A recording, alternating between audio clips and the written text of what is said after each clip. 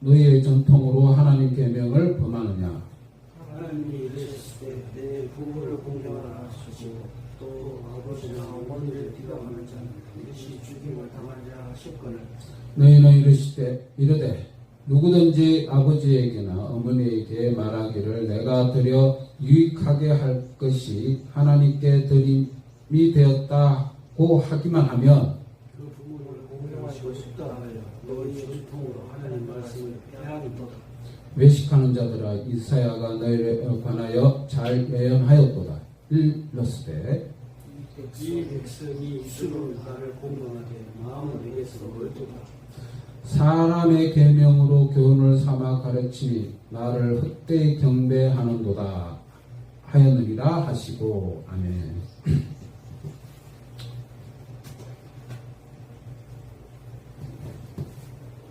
오늘 말씀 제목은 무엇이 깨끗하고 무엇이 더러운가 라는 제목으로 말씀을 전하도록 하겠습니다.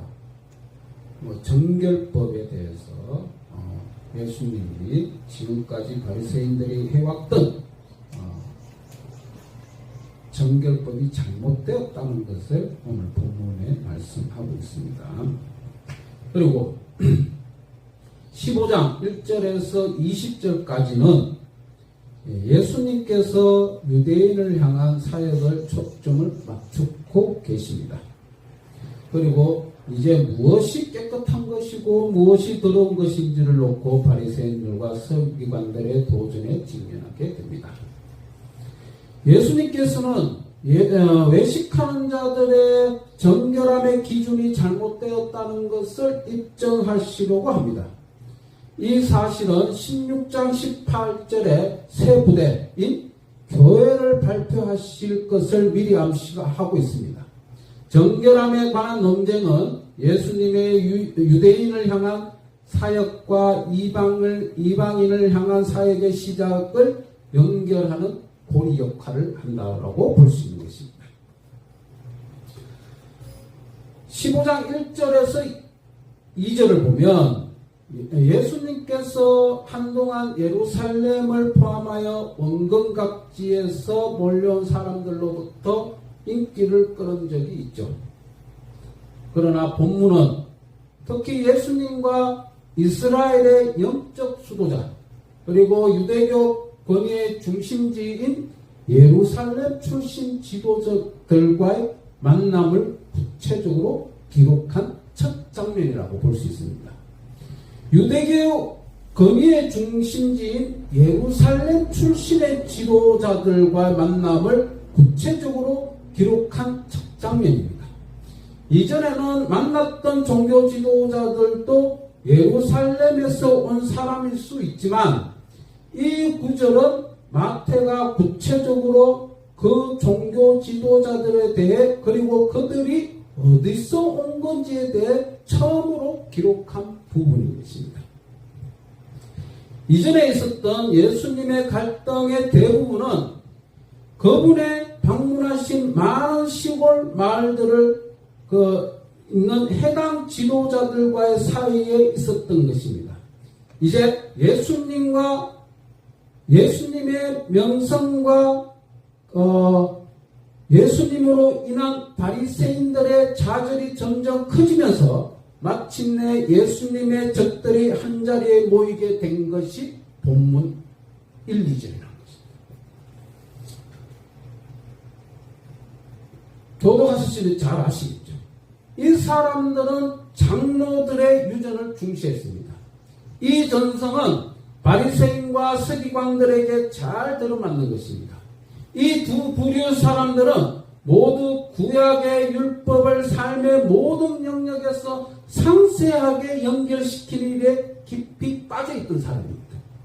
지난 수세기 동안 유대계 권력자들은 일어날 수 있는 거의 모든 상황에서 율법이 무슨 의미를 갖는지 말과 글의 형태로 담아왔던 것입니다. 이러한 구전 형태의 율법은 모세의 율법이 아니라 장로들의 유전이었던 것입니다. 유대교 학자들은 하나님께 율법을 통해 의도하셨던 것을 뛰어넘어서 합당치 않거나 무거운 짐이 되는 부레들을 수천 가지나 만들어냈던 것이 바로 장로들의 유전입니다. 이 가운데 어떤 것들은 하나님께 주신 율법의 원래 의도와 완전히 상반된 것도 있습니다. 이 구절에서 구체적으로 거론되고 있는 규례는 식사하기 전에 반드시 행해야 하는 손 씻는 의식이었어요. 설령 예수님의 제자들이 비누와 물로 손을 씻었다 하더라도 성인된 절차에 따르지 않았다면 바리새인들에게는 깨끗하지 않다라고 말하고 있습니다. 즉 바리새인들의 장로의 유전에서는 아무리 손을 씻어도 성인된 절차에 따르지 않는다면 인정받지 못했다는 거예요. 신약 성경은 인간이 만든 다양한 권위 있는 전통을 장로의 유전, 사람의 유전, 내 조상의 유전이라고 부르고 있습니다. 그 가운데 가장 많이 보이는 것은 최소한 유대인들의 저항을 받기는 했지만 탈무드, 미시나 이런 알려진 구전되는 가르침의 집합체였어요. 이러한 가르침은 율법에 대한 주석과 해석 그리고 상세한 행동 지침들을 구성하고 있습니다. 인간의 해석이나 전성을 성경과 나란히 권위로 격상시키는 일은 모든 세대가 피하지 못하고 저질러온 재앙입니다. 예수님께서 인간이 만든 전통과 갈등을 빚으신 일은 종종 그분의 사역 가운데 가장 중요한 위치에 차지했습니다. 불행히도 그분은 오늘날 우리가 갖고 있는 여러 권위들도 그런 식으로 간주하고 계십니다. 우리는 우리가 갖고 있는 전통을 대단히 신뢰하는 경향을 가지고 있습니다. 그러나 아쉽게도 그러한 전통은 대부분은 성경의 가르침에 멀리 떨어져 있다는 것을 본문을 통해 말씀하고 있는 것입니다. 오늘날 권위가 뭐 있을까요?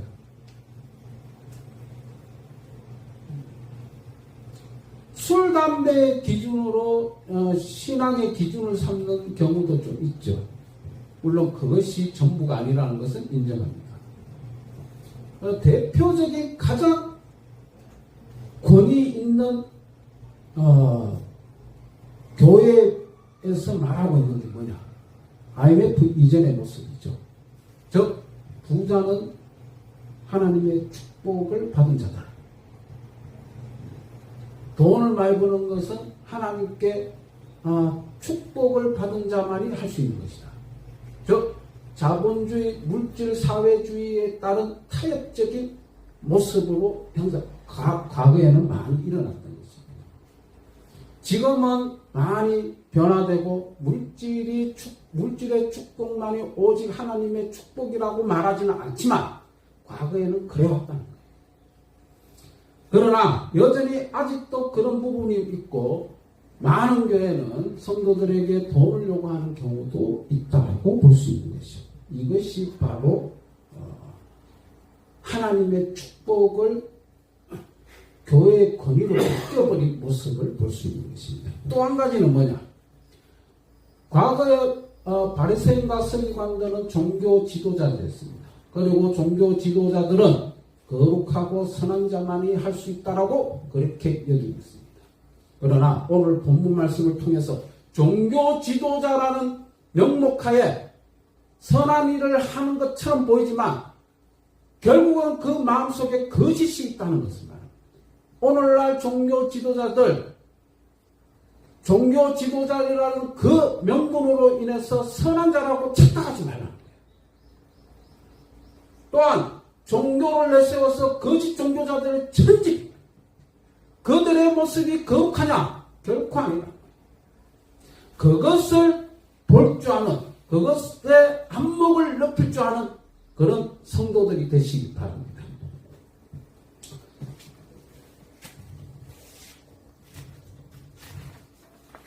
(15장 3절) 예수님께서는 제자들의 손 씻는 행위를 변호하기보다는 오히려 바리새인들 질문 자체가 어리석고 무엇보다 웃음해야 할 행위가 아님을 보여주시고 계시죠.